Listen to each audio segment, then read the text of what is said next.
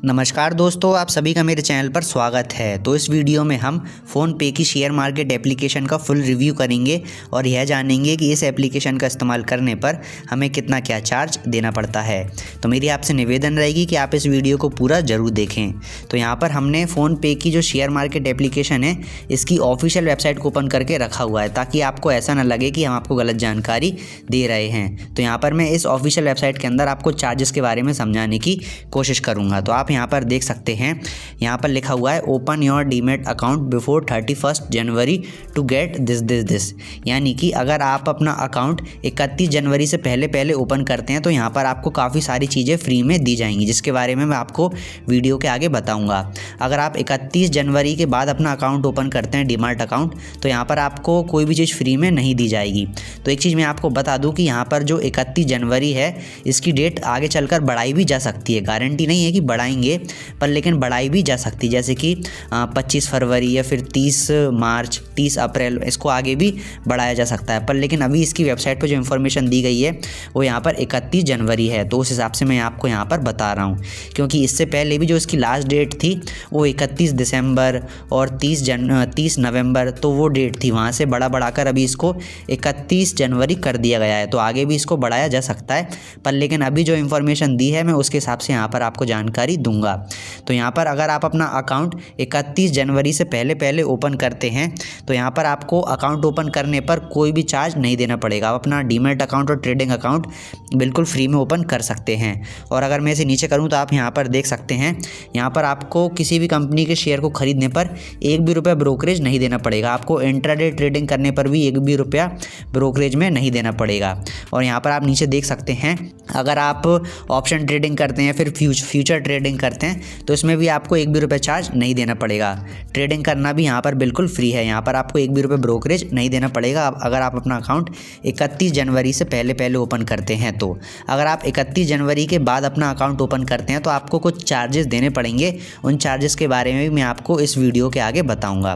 तो एक चीज़ मैं आपको और समझाना चाहूँगा कि यहाँ पर अगर आप अपना अकाउंट 31 जनवरी से पहले ओपन करते हैं तो यहाँ पर जो भी चीज़ आपको फ्री में दी जा रही है यह आपको सिर्फ 31 मार्च तक दी जाएगी। जैसे कि मान लीजिए कि आप 31 जनवरी से पहले अपना अकाउंट ओपन कर लेते हैं, तो इसके बाद जो आपको सुविधाएं मिल रही हैं फ्री ब्रोकरेज की, यानी कि आपको एक भी रुपये ब्रोकरेज नहीं देना पड़ रहा है, यह सुविधाएं आपको 31 मार्च तक दी जाएंगी। आप 31 मार्च तक फ्री में ट्रेडिंग वगैरह और सब कुछ कर सकते हैं, आपको एक भी रुपये ब्रोकरेज नहीं देना पड़ेगा। पर लेकिन 31 मार्च के बाद आपको कुछ चार्जेस देने पड़ेंगे, जिनके बारे में मैं आपको अब बताने वाला हूँ। तो यहाँ पर मैं प्राइसिंग पर क्लिक कर देता हूँ और एक नया पेज ओपन हो जाएगा। तो यहाँ पर आपको सारी डिटेल दी गई है कि आपको कितना क्या चार्ज देना पड़ेगा। तो यहाँ पर भी यही समझाया गया है कि अगर आप 31 जनवरी से पहले अपना अकाउंट ओपन करते हैं तो यहाँ पर आपको इक्विटी इंट्राडे 0 रुपये, इक्विटी डिलीवरी 0 रुपये, फ्यूचर ऑप्शन 0 रुपये। तो यहाँ पर आपको ट्रेडिंग वगैरह करने पर भी एक भी रुपये चार्ज नहीं देना पड़ेगा। और मैं इसे नीचे करके आपको समझाने की कोशिश करता हूँ। यहाँ पर लिखा हुआ है RMS और ऑटो स्कोर ऑफ चार्जेस। तो यहाँ पर आपको 30 रुपये ऑटो स्कोर ऑफ चार्जेस देने पड़ेंगे। और यहाँ पर आपको सारी चीज़ें फ्री में दी जा रही हैं बस, लेकिन आपको ऑटो स्कोर ऑफ चार्जेस देने पड़ेंगे। तो आपको इस बात का ध्यान रखना है। अब मैं आपको यह समझा देता हूँ कि अगर आप अपना अकाउंट ओपन कर लेते हैं 31 जनवरी से पहले और 31 मार्च हो जाती है, तो 31 मार्च के बाद आपको कैसे क्या चार्जेस देने पड़ेंगे। तो यहाँ पर आपको वो डिटेल सामने आपके नज़र आ रही होगी। तो आप यहाँ पर देख सकते हैं, यहाँ पर लिखा हुआ है इक्विटी इंट्राडे, यानी कि आपको इंट्राडे ट्रेडिंग करने पर कितना क्या चार्ज देना पड़ेगा। तो यहाँ पर लिखा हुआ है 20 रुपये पर एग्जीक्यूटेड ऑर्डर और 0.05% विच एवर इज़ लोअर। तो इसका यह मतलब है कि इंट्राडे ट्रेडिंग करने पर आपको कम से कम 0.05% चार्ज देना पड़ेगा, या फिर ज़्यादा से ज़्यादा आपको 20 रुपये चार्ज देना पड़ेगा इंट्राडे ट्रेडिंग करने पर। अब हम बात करते हैं इक्विटी डिलीवरी की, यानी कि अगर आप किसी भी कंपनी के शेयर को खरीदते हैं और बेचते हैं तो आपको कितना क्या चार्ज देना पड़ेगा। तो यहाँ पर आपको कम से कम 0.05% और ज़्यादा से ज़्यादा 20 रुपये देने पड़ेंगे किसी भी कंपनी के शेयर को खरीदने पर और बेचने पर। अगर आप फ्यूचर ट्रेडिंग करते हैं तो आपको 20 रुपये पर एग्जीक्यूटेड ऑर्डर देना पड़ेगा।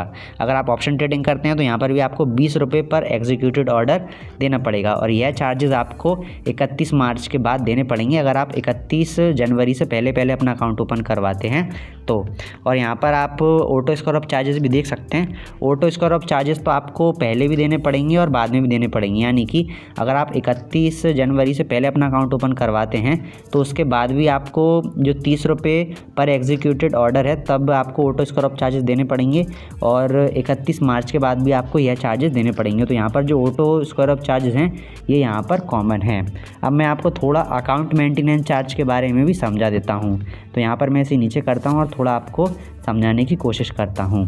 तो आप यहाँ पर देख सकते हैं, यहाँ पर अकाउंट मेंटेनेंस चार्ज के बारे में जानकारी दी गई है।